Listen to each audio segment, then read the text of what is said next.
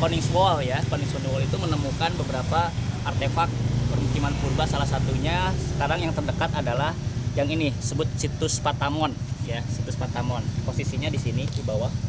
Ya, nah ini adalah jadi yang hitam ini, yang ungu ini adalah tempat-tempat permukiman purba. Jadi ini adalah satu lembah religius yang jauh sebelum dihuni oleh menjadi kerajaan Arca-Manik sesungguhnya sudah menjadi kawasan religius purba. Ya.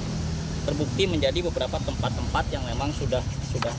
Jadi lembah ini ditingker ya, ditingker itu dikelilingi oleh situs-situs permukiman purba yang sudah terbukti diteliti oleh Van Koningswald dan Rockledge gitu ya.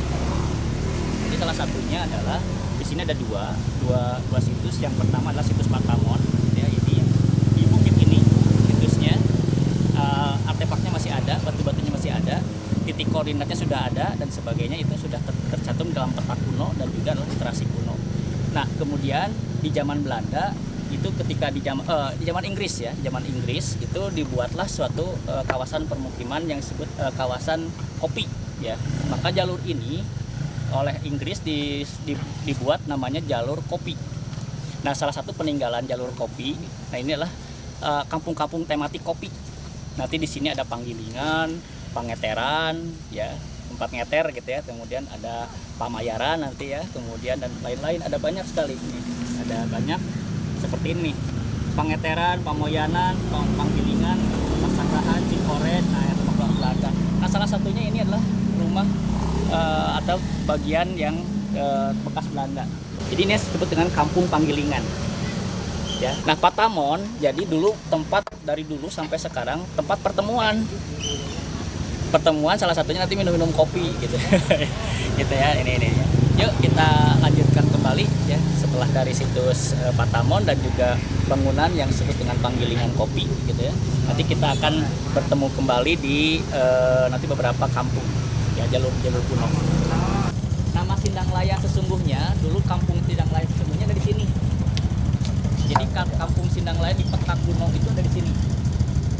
Jadi rutenya sebetulnya dari Cigiringsi itu ada yang masuk ke tadi yang Cibentar gitu ya, dan juga ada naik bukan Cibentar Patamon gitu ya. Kemudian ada yang naik ke sini, masuk ke sini. Nah, jalur utamanya kemudian masuk ke sini. Jadi jalur kunonya ini. Nah, yang bawah. Kemudian ada yang masuk ke sana. Nanti di sana ada situs-situs yang disebut dengan situs-situs yang berkaitan dengan disebut dengan batu numpang. Di bukit yang hiam itu, yang hutan itu ada situs namanya batu numpang. Jadi ini kuno, jalur purba. Nah, kemungkinan adalah jadi beberapa peta kuno menyebutkan Sindanglayan di atas. Dan di sana juga ada banyak situs, banyak situs dari bukit ini. Nantilah satu persatu kita akan kalau mau detail silakan, karena kita tujuan utamanya sebetulnya Arca-Manik gitu ya. Jadi kita itu hanya untuk ingin menunjukkan bahwa kawasan Arca-Manik ini satu lembah yang sebelum dibangun kerajaan Arca-Manik, dijadikan kerajaan Manik, sudah menjadi pusat religius purba gitu. Kesimpulannya seperti itu ya. Kalau menurut Denis Lombard bertahun 1560. Jadi sesaat sebelum kerajaan Pajajaran runtuh. Nah, kita melihat ternyata ada nama tertulis, nama Ujung Berung sudah ada. Nama Ujung Berung sudah ada. Dan kawasan ini dinamakan dengan kawasan Medang. Medang itu adalah kawasan suci. Ya, tadi ada sesuai dengan beberapa temuan artefak-artefak purba begitu ya. Jadi kawasan suci. Ternyata disebutnya tertulis namanya Medang. Ya, jadi ini ada Medang. Nah, kemudian jelas di sini kita belum menemukan nama Arca-Manik.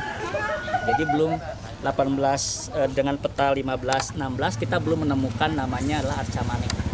Jadi betul seperti informasi yang mungkin dari masyarakat maupun yang dari situs adalah Arca-Manik didirikan sekitar 1608. Jadi setelah Pajajaran runtuh. Ya, jadi peta ini adalah peta yang sebelum Pajajaran runtuh. Nah, kemudian kita lihat di peta yang memang paling tua juga berikutnya adalah peta Negorich Bandung. Ini sudah zaman VOC ya, sudah zaman VOC. Nah, kita menemukan namanya Cikeling ya.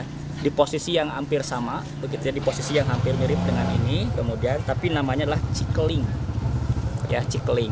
Nah, kalau kita terjemahkan toponim Cikeling ini akan sama dengan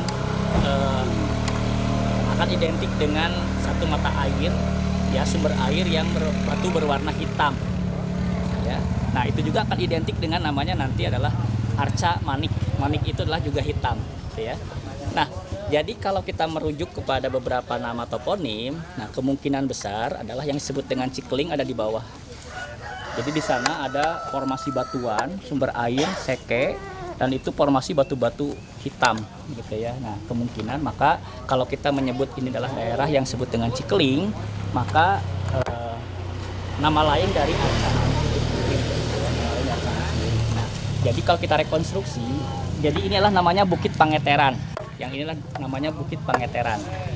Bukit Pangeteran adalah rute Bujangga Manik, kemungkinan begitu ya. Kemungkinan besar adalah rute Bujangga Putra karena ada peta kuno yang menyebutkan ke sana. Kemudian masuk ke sini, ini Kampung Pamayaran.